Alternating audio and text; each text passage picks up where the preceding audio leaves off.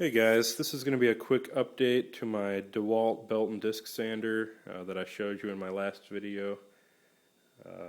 As you saw in the last video, it was pretty dirty, had a lot of dust and dirt caked on it, quite a bit of surface rust and things like that. So I wanted to give it a quick cleanup. Didn't get too crazy with it.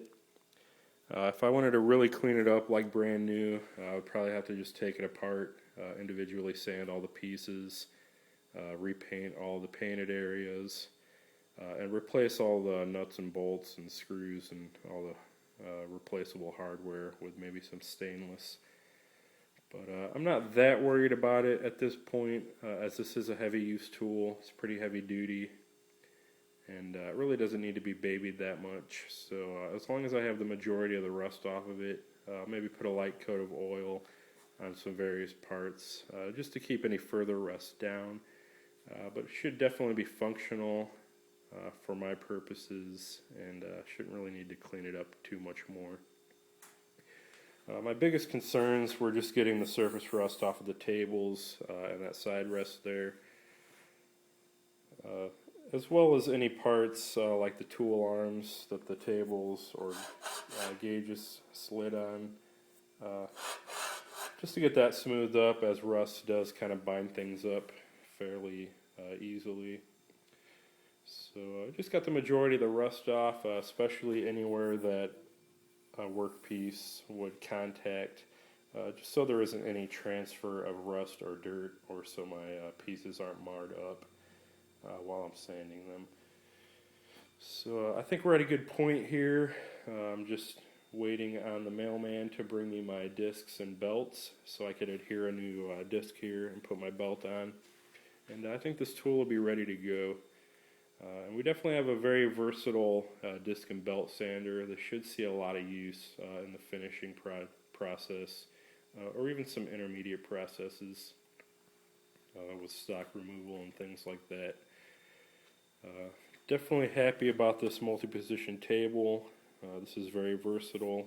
It does pivot to 45 degrees and goes back up to 90, or in this case 0 degrees. And we also have this tool arm here, which is circular and will allow me to pivot it this way if needed. I don't really anticipate needing to do that.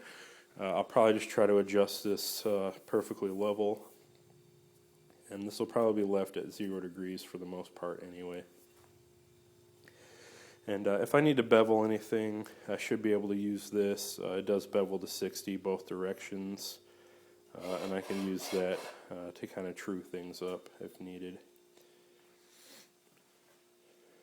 Another advantage here on this flat platen area, we can move this up to vertical, and this tool table can be put on this tool arm, and we could use that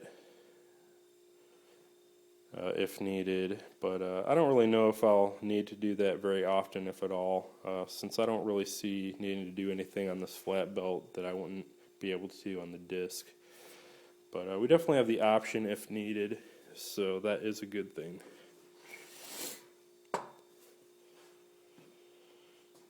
And again, we also have this side rest here, which I need to adjust and get that where I'll probably most often use it, which will be at a 90-degree angle to my flat platen.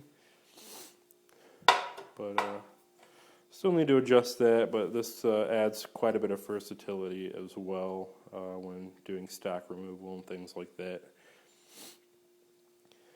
As you can see, though, we do have a very large flat work surface. It doesn't look like it's worn very much over the years. You can still see pretty much the factory milling marks where this was flattened out. You can see a little bit where it's worn some, but it's extremely minimal. So we should still have a very flat surface to be able to true stuff up very well on, and hopefully this will last a very long time. So that's pretty much it on the update.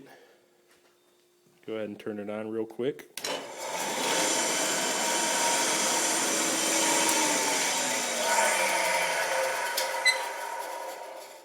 A little noisy, a little squeaky. It does have some rattling. A lot of that is just where I haven't tightened a lot of things down yet. So we'll get everything tightened up, put back together once our belts and discs are in. But the thing is pretty much ready to go. And I'm very happy to have been able to borrow this, and I'm sure it'll get a lot of use. I'm not sure exactly where I'm going to put it yet. I'm thinking probably over there in that corner, as I do have a good amount of light over there. But I do need to kind of reconfigure some of that junk. Maybe remove those dressers and things like that. And get a usable space over there. And I'm actually going to make a video after this one, kind of talking about some ideas I have on reconfiguring my shop. A little bit of daydreaming probably, but just what I would really like to do in the near future, make the shop more efficient and just get a lot more usable space. So definitely stay tuned for that. I just wanted to show a quick update on the sander though, and how clean we got that. And it's pretty much ready to go. Just waiting on the abrasives to come in, and we'll start putting that bad boy to use. So again, thanks for watching, guys. Please feel free to rate, leave comments, subscribe if you have not already, and there's going to be plenty more knife making related videos to come in the future, so stay tuned.